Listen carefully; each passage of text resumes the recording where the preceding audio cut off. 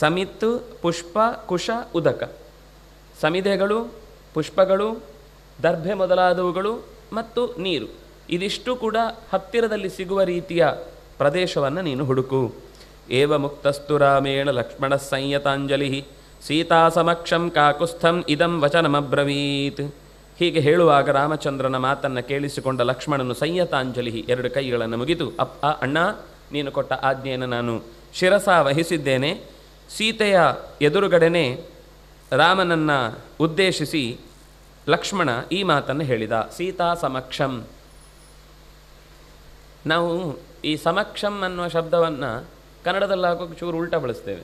ಉಲ್ಟಾ ಅಂತಲ್ಲ, ಅದಕ್ಕೆ ಹೆಚ್ಚು ಗಮನ ಕೊಡದೆ ತಪ್ಪಾಗಿ ಬಳಸ್ತೇವೆ. ಗುರುಗಳ ಸಮಕ್ಷಮದಲ್ಲಿ, ಅದು ಸಮಕ್ಷಮ ಅಲ್ಲ, ಸಮಕ್ಷ. ಅಕ್ಷ ಅಂದರೆ ಕಣ್ಣು, ಸಮ್ ಅಂದರೆ ಮುಂದೆ, ಸರಿಯಾಗಿ ಅಂತ. ಗುರುಗಳ ಉಪಸ್ಥಿತಿಯಲ್ಲಿ ಅಥವಾ ದೊಡ್ಡವರ ಎದುರಿನಲ್ಲಿ, ಒಟ್ಟು ಅವರಿದ್ದಾರೆ, ಅವರ ಉಪಸ್ಥಿತಿ ಇದೆ, ಅವರ ಎದುರುಗಡೆ ಕಾಣಿಸ್ತಾ ಇದ್ದಾರೆ ಅನ್ನೋದು. ಅಧ್ಯಕ್ಷ ಶಬ್ದ ಹೇಗೋ ಸಮಕ್ಷ ಶಬ್ದ ಹಾಗೆಯೇ.